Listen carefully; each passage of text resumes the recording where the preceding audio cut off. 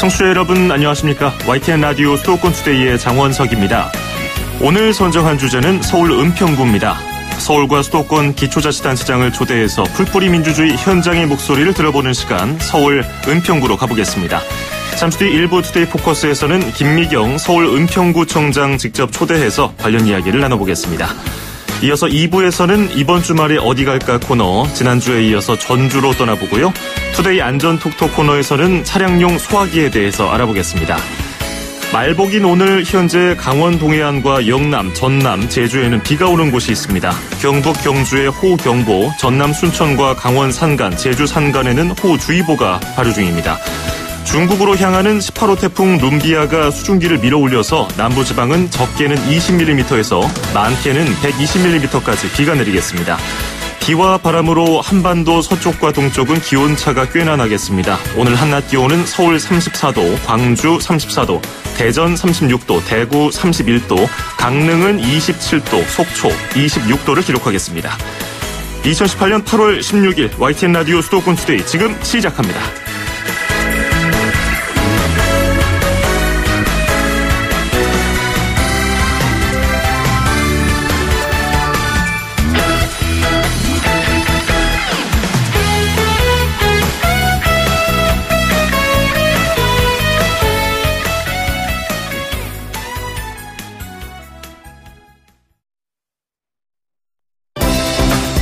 수도권과 관련된 소식은 모두 여기 YTN 라디오 수도권 투데이.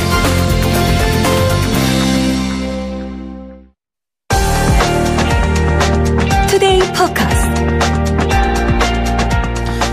수도권 투데이에서는 수도권 기초자치단체장에게 듣는다라는 주제로 각 지역의 기초단체장을 모셔서 민선 7기를 시작하는 각오, 또 향후 4년간 구정 운영 방향에 대해서 이야기를 나눠보고 있죠.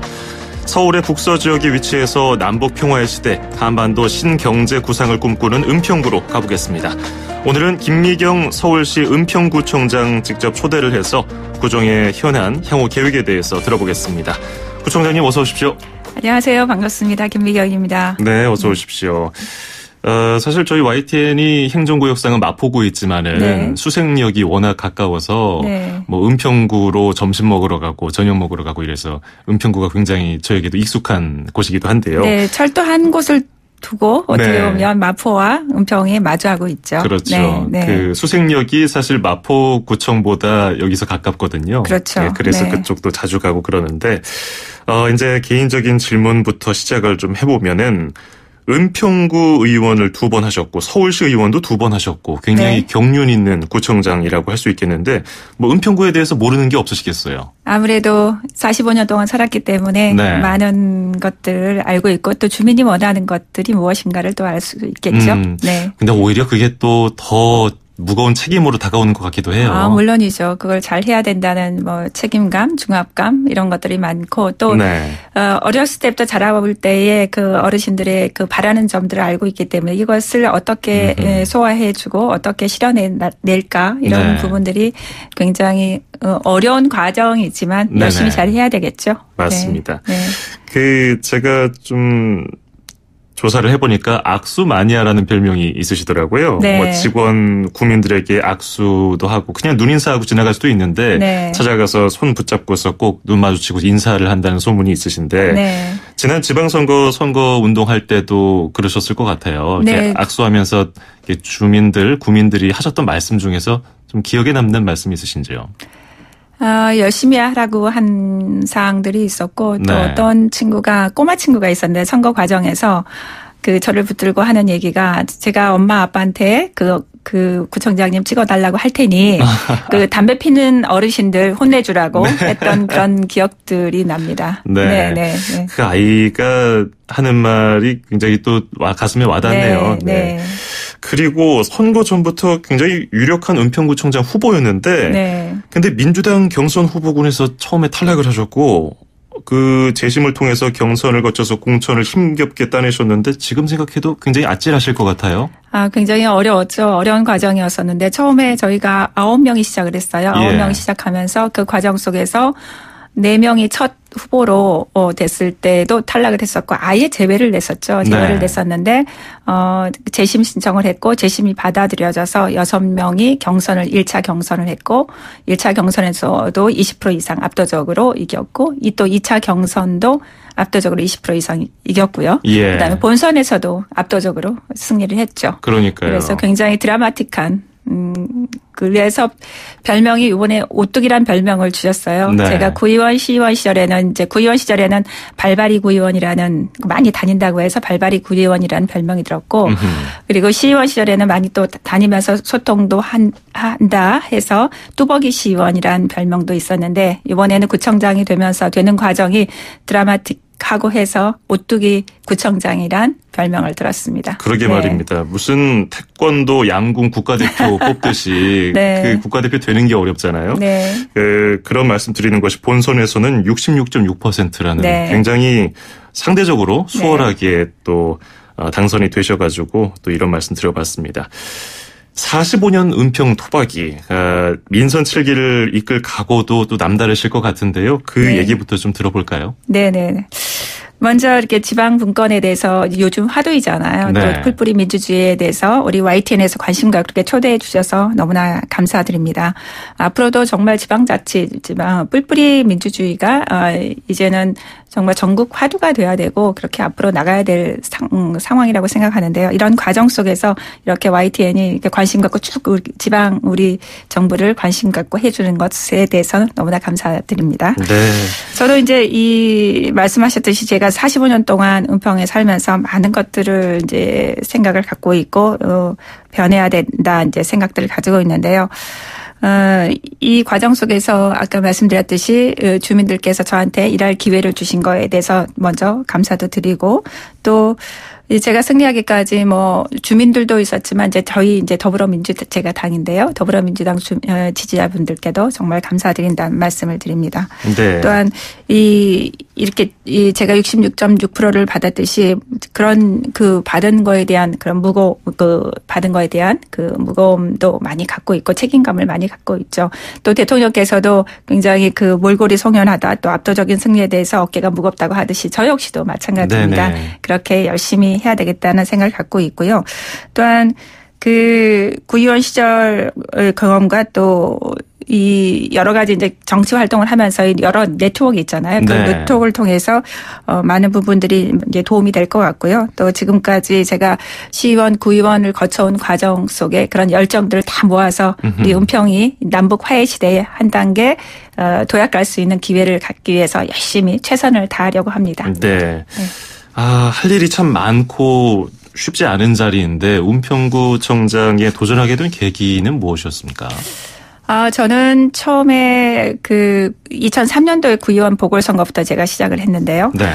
그때 당시에 저희 전에 저희 아버님이 이 선거를 나가셨어요. 네네. 선거를 나가셨는데 그게 좀 잘 안 되셨어요. 아버지를 돕는 과정에서 그때 불합리한 것들을 상당히 많이 보게 됐어요. 정치하는 것, 또 선거 과정 이런 과정에서 불합리한 것들을 많이 보게 되면서 제도권 밖에서 외치면 한두 개를 바꿀 수 있지만 제도권 안에 들어가면 5, 6개를 바꿀 수 있지 않을까? 네. 이런 생각에서 이제 정치라는 걸 시작을 했고 그때 당시에 아버지를 도울 때 주변 분들이 저에 대해서 이제 관심을 가졌던 것 같아요. 그래서 보궐선거가 생겼을 때 저한테 나가보는 게 어떻겠냐 권유가 있었고 또 가족들도 열심히 또 지지를 해주셨고 네.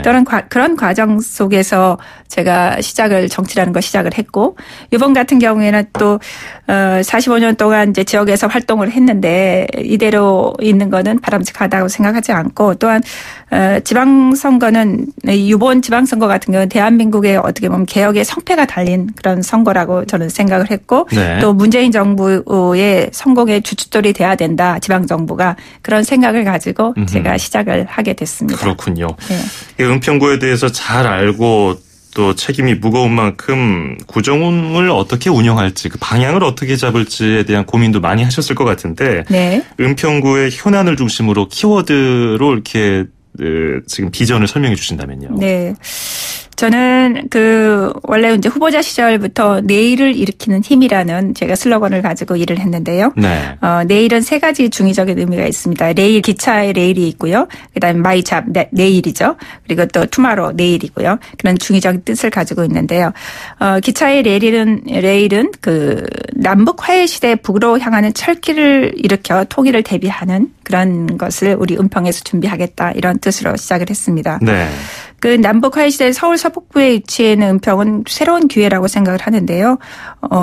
이게 경의선 철도 시작인 수색역이 있고 또 양천리라고 은평이 있습니다. 양천리라고 있는데 양천리의 표지석은 부산으로 천리, 의주로의 천리란 그런 의미도 있는 녹번동 옛 지명이기도 하고요. 네. 그래서 이 대륙으로는 어떻게 보면 철도로는 수색 경의선 철도 시작점이 있고 도로로는 양천리라는 통일로가 있습니다. 그런 의미가 있는 것이고요.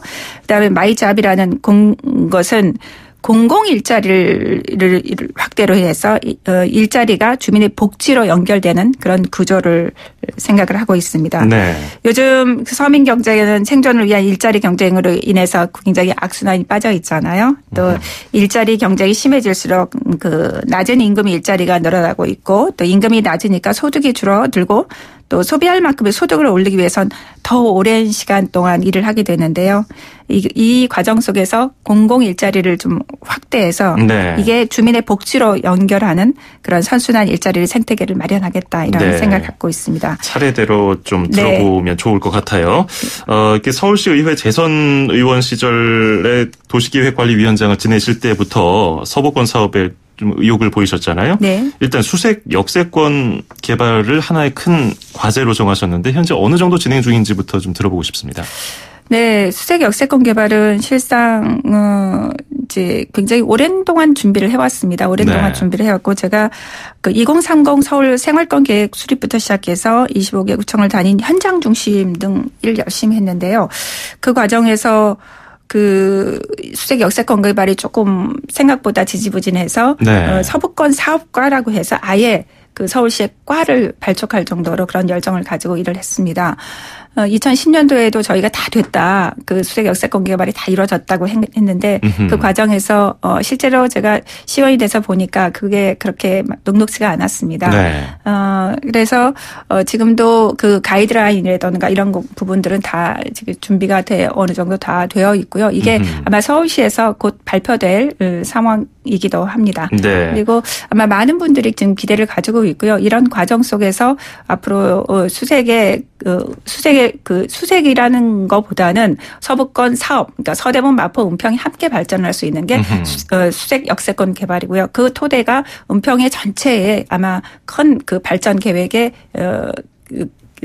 발전 계획의 기틀로 자리 잡지 않을까 생각을 합니다. 네. 네. 이렇게 큰 그림을 그리신 것이 어찌 보면은 남북 이런 평화 분위기 속에서 은평구의 역할을 할 수 있겠다는 생각도 드는데 통일의 상상기지로 랜드마크화하겠다는 말씀도 하셨어요. 네, 네. 그래서 유라시아 철도의 시작은 수색역이 돼야 한다는 말씀도 하셨는데 네. 일각에서는 당연히 서울역을 유라시아 철도의 시작으로 보는 시선도 많은데 어떤 면에서 수색역이 더 메리트가 있는지 이런 것도 들어보고 싶네요.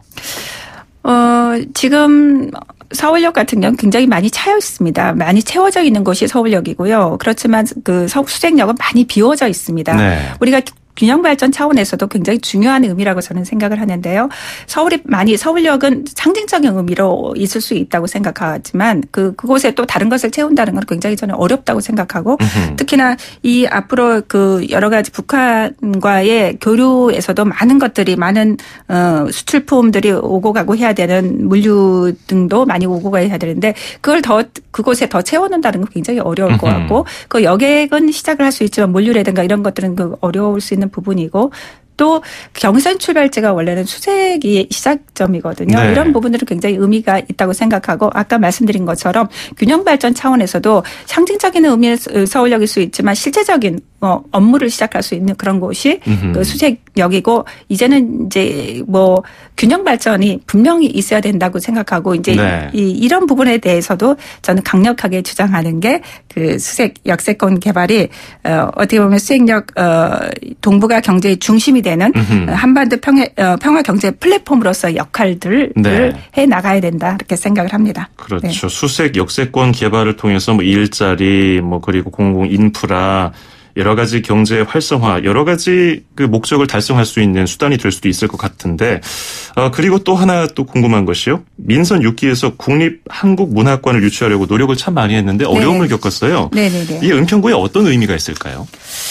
한국문학관은 어떻게 보면 우리 은평 구민들이 50만, 이게 49만에서 이제 50만을 가까이 하고 있는데요. 25만 주민들이 서명을 하는 운동입니다. 서명을 해서 당연하게 우리 은평에 한국문학관이 들어와야 된다 요구를 했었고요. 저희 은평은 그 문학인들이 굉장히 많이 사시는 곳입니다. 문학인들이 네. 굉장히 많이 살고 계신 거고 또한 저희가 2015년도에 문체부에서 실시한 한국문학관 건립 기본 계획 연구 영역에서조차도 최종 평가에서 후보 대상지 가운데 5점 만점에 4.6점을 받은 곳이 은평입니다. 그 정도로 다른 곳과 굉장히 차별화되고 정도로 그 공간이 기자촌이라는 공간이 굉장히 좋습니다. 네. 북한산 자락에 이 공간이 한국문학관이 들어준다면 정말 우리 은평에서뿐만 아니라 이 대한민국의 정말 요충지로서의 역할, 문학인으로서의 역할들을 할 수 있는 그런 공간이 되지 않을까 생각하고요. 요즘 현재 문학단체 및 문학계 인사분들이나 언론 매체 등에서 또 은평군의 건립 유치 타당성 강조와 설득 이런 부분들을 지금 쭉 하고 있는데요. 앞으로 아마 조만간 어떤 결과물들이 나와질 거라고 생각을 하는데요. 은평 구민 모두가 정말 기자촌 옛 부지에 문학관 유치를 굉장히 바라고 있습니다. 네. 네. 많이 좀 도와주시고 함께해 주시면 좋을 것 같습니다. 이 네. 국립한국문학관의 경우는 의미가 굉장히 좋기 때문에 뭐 반대하는 분들이 없을 것으로 보이는데 반면에 참 어려운 숙제도 있어요. 은평구 진관동에 들어서는 광역자원 순환센터로 인한 문제. 어쨌든 풀어가야 할 문제인데 은평구 홈페이지 가보면은 반대하는 민원도 있고요. 주민 갈등을 이거 어떻게 풀어야 좋을까요? 굉장히 어려운 과제죠. 실상 원래 이제 광역자원순환센터 자체가 원래 반지하로 하겠다고 이렇게 돼 있었어요. 그런데 제가 선거 시작할 무렵에 이게 문제를 어떻게 풀 것인가 그게 한 발자국도 못 나가고 있는 상황이어서 원래는 쾌적한 도시환경 조성을 위해서 노후 재활용 처리 시설을 대체할 시설들 원래 서울 서북부 그러니까 서대문 같은 경우는 음식물, 마포구는 소각장, 네. 그다음에 은평은 재활용을 하겠다 이렇게 해서 세 개 구가 MOU를 맺었습니다. 그런 과정 속에서 은평구 주민들께서 이제 반대하시는 분들도 계셨었는데요. 이거를 저는 지하화하겠다. 네. 그거를 공약을 했고 그 공약 상황 속에서 지금 진행이 되고 있는 상황인데요. 공약하면서 제가 생각했던 것은 그걸 완전 지하화하고 밑쪽에 체육시설을 만들겠다. 축구장과 그다음에 16년의 배드민턴 시설 그다음에 족구장을 제가 말씀을 드렸는데요. 왜냐하면 은평구가 50만인데 내년에 전국체전이 100회 대회가 서울에서 열립니다. 그런데 은평에서 한 게임도 열리지 않습니다. 이거는 그만큼 기반 시설이 부족한 상황이거든요. 이런 것을 오히려 지하에 광역자원순환센터를 지하로 하고 네. 그 위에 부분은 체육시설로 활용을 해서 은평 주민들에게 또 서대문 마포 마포 주민들과 함께 쓸 수 있는 그런 구조를 만들려고 하고 있습니다. 그렇군요. 네. 물 한 잔 드시면서 좀 쉬시죠. 네. 주민 갈등 문제는 참 어딜 가나 이런 것과 관련해서 각 구마다 고민들이 많은데 은평구도 좀 슬기롭게 풀어갔으면 좋겠고 많이 또 들어봐야 될 것 같아요. 주민들 의견들도요. 그리고 또 불광역 근처에 있는 서울 혁신파크를 활성화하는 방안도 필요할 것 같아요. 상권이 생각보다 새어나지 않는다는 지적이 있거든요. 이 부분에 대해서는 어떤 생각이 있으십니까? 불광동 같은 경우에는 어떻게 보면 그동안은 이 서울시 땅이었기 때문에 서울시는 서울시 나름대로 청년들이 거기서 그 안에서 활동을 하고 있었거든요. 그런데 우리 은평구와는 이제 은평구는 이 생활권은 같이 있지만 그동안 더 네트워크가 안 됐던 것 같아요. 네. 그래서 그런 부분에 대해서 문제가 좀 있었다 이게 생각이 들어서 저는 그것을 좀 더 네트워크 해내는 것들이 가장 바람직하다고 생각하고 또 주민들과도 서로 연결해서 그 안에서 주민들이 관심을 가지고 무엇을 하고 있는지 들여다볼 수 있게끔 하고 또 그곳에서 인큐베이팅해서 나온 그 젊은 친구들이 우리 은평에 자리 잡을 수 있게끔 그렇게 하려고 지금 노력을 하고 있고요. 네. 그 토대로 지금 그 불광 혁신파크부터 시작해서 구청까지 뒤로 이어지는 길을 좀 더 우리 청년들의 거리를 만들기 위해서 노력을 하려고 하고 있습니다. 네. 그리고 이제 마무리를 하면서 이제 4년 뒤에 국민들에게 어떤 평가를 듣고 싶은 구청장이 되고 싶으십니까? 이렇게 여쭤보고 싶은데 거기에다가 이것도 한번 여쭤볼게요. 왜냐하면 요양보호사도 있고 그 사회복지사 자격도 갖추셨기 때문에 복지 전문가로서 구청장 임무를 수행할 때 복지와 관련해 어떤 보관을 가지고 계신지 그리고 그것과 더불어서 4년 뒤에 어떤 구청장으로 기억으로 남고 싶은지 좀 얘기 좀 들어보고 싶네요. 저는 이제 복지 전문가라기보다는 좀 아까 말씀드린 여러 가지 개발적인 부분도 있고 이제 복지도 분명하게 이제 필요하다고 생각하는데요. 복지라는 것 자체가 이제는 이제 그 관에서도 노력을 해야겠지만 그 주민들이 함께 해야 되는 거라고 생각합니다. 그래서 어르신들의 일자리부터 시작해서 많은 것들이 그 소외되는 사람들이 없도록 만드는 것들이 중요하겠죠. 그래서 제가 경험이 굉장히 중요하다고 생각이 들어서 그걸 알아야지만 활동을 할 수 있지 않습니까? 그래서 자격증도 제가 따게 됐는데요. 자격증을 따면서 많은 것들을 경험하게 됐고 그 과정 속에서 제가 치매 어르신들에 대해서 관심을 많이 갖게 됐어요. 그래서 도시관리위원장을 하면서 치매 어르신들 공간 만드는 것들 이런 것들을 고민해서 그 조례도 만들어놨는데요. 그게 나중에 아마 우리 제가 은평구를 이끌어가는 과정에서 많이 도움이 될 것 같습니다. 네. 또한 제가 이제 구청장을 내려놨을 때 나중에 이제 제가 어느 시점에 이제 구청장이 내려놓을지는 알 수가 없지만 그때는 그래도 김미경이라는 사람이 구청장을 하면서 은평구의 삶의 질이 좀 나아졌다. 우리 좀 더 잘 살게 됐다부터 시작해서 좀 더 그러니까 차 한잔 할 수 있는 구청장 이제 다니면서 제가 계속해서 이곳에서 이제 기거를 할 거기 때문에 다니면서 그 서로 악수하면서 잘하셨어요? 아니면은 뭐 차 한잔 합시다 하면서 자연스럽게 함께 할 수 있는 그런 구청장이 되고 싶습니다. 네, 꼭 그 목표 이루시길 바라겠고요. 인터뷰 마무리하면서 저희가 부탁드린 신청곡 강산의 넌 할 수 있어를 골라오셨는데 왜 이 노래를 우리 은평구민들 그리고 청취자 여러분께 들려주고 싶으신지요? 저는 제가 이제 이 노래를 가장 좋아하는 게 이제 넌 할 수 있어란 말이 이제 I can do it이라고 해서 이 말 자체가 굉장히 좋은 것 같아요. 넌 할 수 있다. 자신감을 주면서 우리 은평 구민들이 뭔가를 또 할 수 있고 자신감을 가지고 함께 할 수 있으면 좋겠다 싶어서 이제 이 노래를 골랐고 제가 평상시에도 어려운 일이 있을 때마다 넌 할 수 있어. 넌 할 수 있어. 그런 자신감 이런 것들을 항상 불태우고 있죠. 그래서 앞으로 더 뭐 열심히 해야 되겠다는 그 의지와 더불어서 이 곡을 통해서 은평 구민들이 더 행복해지고 또 우리 은평 구민뿐만 아니라 대한민국 국민들께서 더 힘차게 더 앞으로 전진하고 남북 화해 시대에 모든 것들이 잘 이루어졌으면 좋겠습니다. 네, 오늘 말씀 잘 들었고요. 이 노래 강산에 넌 할 수 있어 들으면서 인터뷰 마무리하겠습니다. 오늘 나와주셔서 고맙습니다. 네, 감사합니다. 네, 지금까지 김미경 서울 은평구청장이었고요. 1부 마무리하고 잠시 2부에서 뵙겠습니다.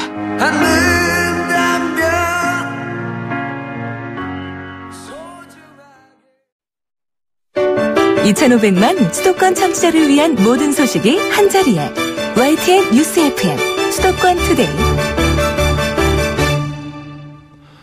FM 94.5MHz YTN 라디오 수도권 투데이 듣고 계시고요. 저는 아나운서 장원석입니다. 2부에서는 이번 주말에 어디 갈까 그리고 투데이 안전톡톡 코너가 이어집니다. 40초 뒤에 뵙죠. 음악과 수도권 뉴스가 한방에 수도권 전문 방송 수도권 투데이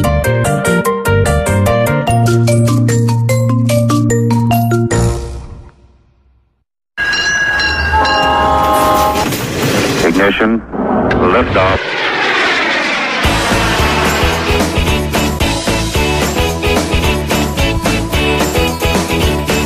네, 매주 목요일마다 만나보는 코너 이번 주말에 어디 갈까? 오늘은 어떤 여행지를 소개해 주실지 김유정 뉴스핑 여행 전문 기자와 함께하겠습니다. 어서 오세요. 안녕하세요. 뉴스핑 김유정 여행 전문기다. 네. 지난주에 전주에 다녀왔고 다 하지 못해서 오늘 또 이어서 전주를 가보려고 하잖아요. 네. 우리가 숲에서 나무를 보러 오기로 했었어요. 맞아요. 그렇죠? 왜냐면은 숲 이제 큰 오목대부터 멀리서 이제 쭉 네. 전경을 바라봤으니까 이제 좀 세세한 것을 보면서 전주를 즐겨야 하는데 네. 경기전하고 전동성당을 소개해 주셨고 이번에는 어디로 가볼까요? 네, 이번에는 지난주에 이어서 아름다운 한옥마을 전주를 이어서 소개해보려고 하는데요. 경기전과 전동성당 말고도 아름다운 곳이 많기 때문에 더 소개해드리려고 하고요. 네. 일단은 풍남문으로 가보려고 해요. 조금 낯서실 수도 있어요. 경기전과 전동성당은 좀 유명하거든요. 아하. 풍남문으로 한번 떠나보시죠. 풍남문 하니까 우리 서울 숭례문 같이 사대문 같은 느낌이 들기도 하고요. 맞아요. 역시 센스 넘치시는 장원성 아나운서님이십니다. 마침 준비한 답변 네. 같이. 맞아요. 이게 네. 전주 풍남문이 원래 전주 부성의 사대문 중 하나인 남문이에요. 네. 풍남문이 남문인데요. 서울 사대문과 비슷하죠. 근데 원래 서울 사대문처럼 늘 모든 도성이나 읍성에 성문이 있는 게 마련이죠. 당연한 아하. 거죠. 근데 이 성문은 고려 공양왕 원년 시기인 서기 1389년에 만들어진 거예요. 좀 네. 오래됐죠. 근데 안타깝게도 그 조선시대 영조 43년 1767년에 아주 큰 불이 났었어요. 그때 아하. 다 불타버렸었거든요. 그래서 영조 44년 그 다음해인 그 1768년에 네. 전라 관찰사 홍낙인이 다시 한번 만들자 해서 증건을 했지만 예전같이 3층로가 아닌 지금 모습으로 좀 단순하게 만들어졌어요. 그래서 그때부터는 풍남문이라고 불러졌는데요. 네. 게다가 또 일제강점기 시대에 또 너무 슬프게도 그 사대문 중에 그 풍남문만 제외하고 3개의 문이 동시에 철거가 됐어요. 아하. 그래서 사실 풍남문만 남게 된 거거든요. 네. 그래서 1978년에 안타까운 마음으로 이제 그 물로 같은 것들도 다 보수하시고 종각, 포루 이런 것들을 다 복원해서 지금의 모습을 갖게 된 건데요.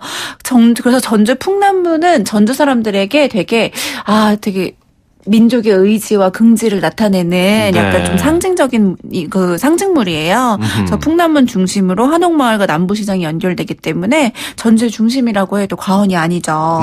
굉장히 오랜 기간 동안 그 부침을 겪었던 네, 풍남문인데 그래서 전주 시민분들은 진짜 굉장히 소중한 문화유산이라고 느끼고 그런 상징물로 생각하실 것 같아요. 맞아요. 자, 풍남문 가봤고 이번에는 또 어딜 가볼까요? 그 한옥마을도 좋지만은 워낙 유명하고 많은 분들이 가보니까 맞아요. 또 색다른 체험 같은 것도 해보고 싶기도 하고요. 네, 그리고 한옥마을은 이렇게 그냥 한 바퀴 산책하시는 것만으로도 충분히 분위기를 느끼실 수 있기 때문에 뭐 네. 하나 해보고 싶다라고 하시는 분들을 위해서 체험거리 2가지를 좀 소개시켜드리려고 하는데요.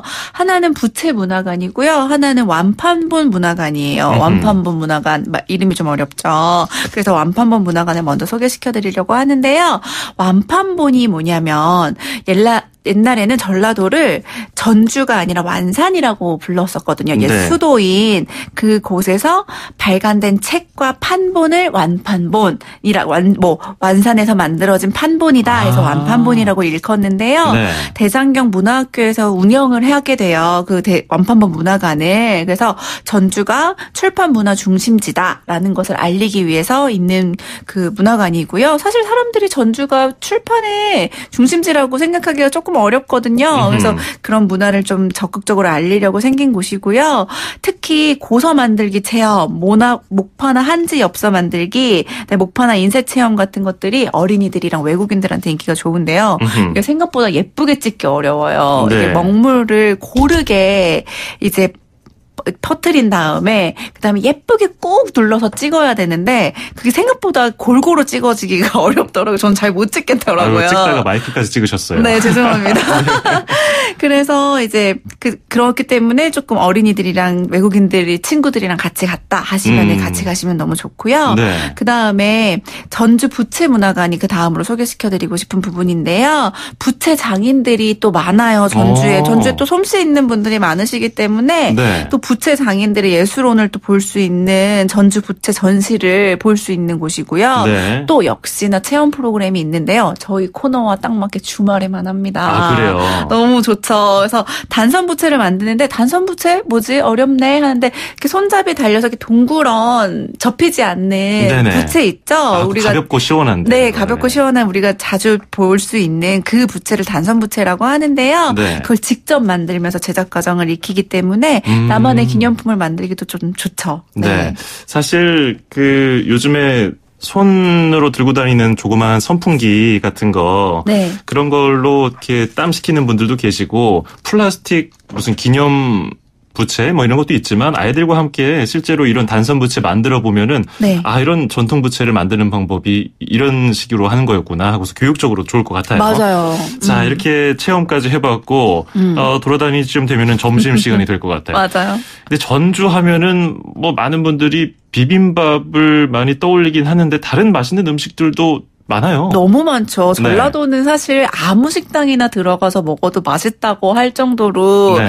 음식으로는 또 일가견이 있는 지방인데요. 또 전주하면 비빔밥 하고 떠올리시는데 제가 또 전주하면 비빔밥 이런 식으로 떠올려지는 음식을 소개 안 하는 걸로. 너무 뻔하잖아요. 네. 또 그걸로 또 특기잖아요. 네네. 그렇기 때문에 당연히 다른 비빔밥 말고 다른 음식을 추천해 드리려고 하는데요. 네. 사실 이번 주까지 오늘 아침도 너무 덥고 이렇게 돌아다니시면 너무너무 더울 그쵸, 거예요. 말복이잖아요, 오늘이. 맞아요. 그래서 시원한 국물 생각나실 것 같은데 한옥마을에서 메밀국수를 좀 소개시켜드리려고 해요. 한옥마을에서 메밀국수를. 네, 또 되게 운치 있어요, 나름. 그래서 메밀국수가 국수를 원래 이렇게 소스에다 찍어 먹는 방식이잖아요. 네. 근데 그게 여기는 그 소스를 그 국물을 그냥 국수에다 부어서 그냥 그냥 국수처럼 이게 먹어요. 네. 근데 엄청 시원하고 이게 약간 사실 일본식의 국수긴 하잖아요. 근데 네. 또 우리나라식의 그 분위기가 날 정도로 약간 메밀국수와 쯔유의 그 소스가 약간 한국식의 느낌이 나요. 국물도 되게 중요하겠네요. 네, 국물이 엄청 중요한데 국물이 약간 일본식이라기보다 한국식으로 좀 재해석한 국물이라 더 입맛에 맞는데요.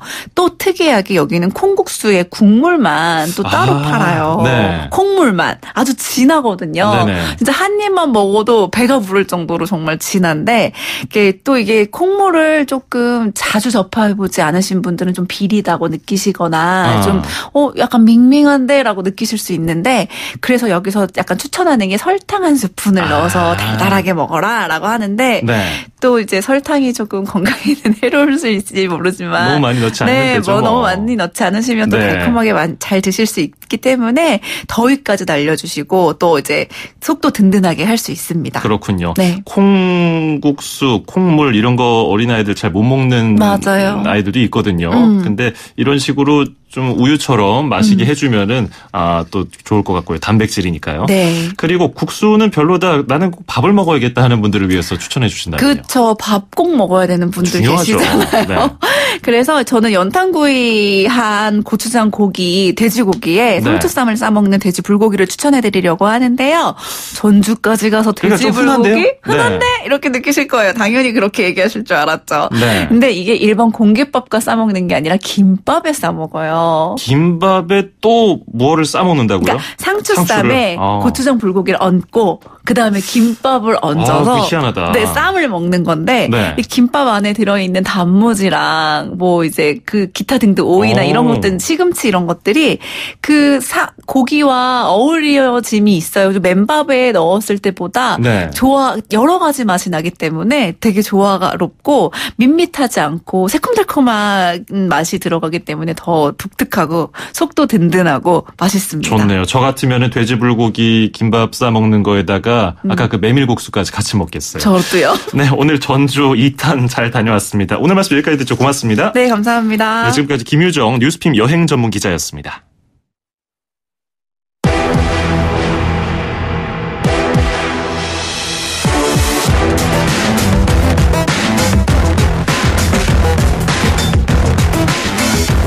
투데이 안전톡톡, 오늘도 모든 시민의 안전을 위해서 현장을 바쁘게 뛰어다니는 분과 함께하겠습니다. 이혜지 서울 양천소방서 반장과 함께합니다. 반장님 안녕하세요.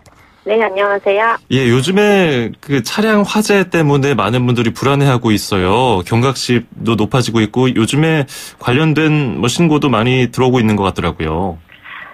이제 이 유명 수입차뿐만 아니라 이제 다른 차 중에서도 연이어 불이 나서 이제 운전자들 불안이 좀 커지고 있는 걸로 알고 있는데요. 네. 12일에는 이제 서울 양양고속도로에서 이제 스타렉스 승합차에서 화재가 발생했고, 앞서 9일에는 경북 남상주 RC 진로에서 인근 에코스 승용차에서 불이 나 1명이 숨지고 1명이 다쳐 인근 병원으로 이송됐습니다. 네. 같은 날 오후에는 또 영동고속도로 인천 방향에서 아반떼 승용차의 원인을 알 수 없는 불이 나기도 했죠. 그러니까요. 이게 아침에 와서 뉴스를 쭉 확인해 보면은 오늘도라는 단어가 많이 있더라고요. 오늘도 화재가 발생했습니다. 이렇게 계속 차량 화재가 발생하고 있는데, 그래서인지 요즘에 차량용 소화기에 관심 가지는 분들도 많이 늘어난 것 같아요. 네. 그 주택에 소화기하고 단독 경보형 감지기 설치 의무처럼 차량에도 법적으로 소화기를 비치해야 되는 규정이 있진 않나요? 이제 현행법상 7인승 이상 차량에는 제조 단계부터 이제 능력 단위 1 이상인 소화기 1개 이상, 15인 이하의 경우 능력 단위 2 이상인 소화기 1개 이상, 또는 1 이상인 소화기 2개 이상을 비치하도록 하는 등 7인승 이상의 차량에는 소화기 비치가 의무화되어 있습니다. 하지만 이제 일반적인 5인승 이하 승용차에는 의무가 아니기 때문에 개인이 구비하셔야 됩니다. 도로에 다니는 차량 대부분이 5인승 이하인데요. 네. 의무가 아니겠네요. 그런데 능력 단위 이게 뭔가요?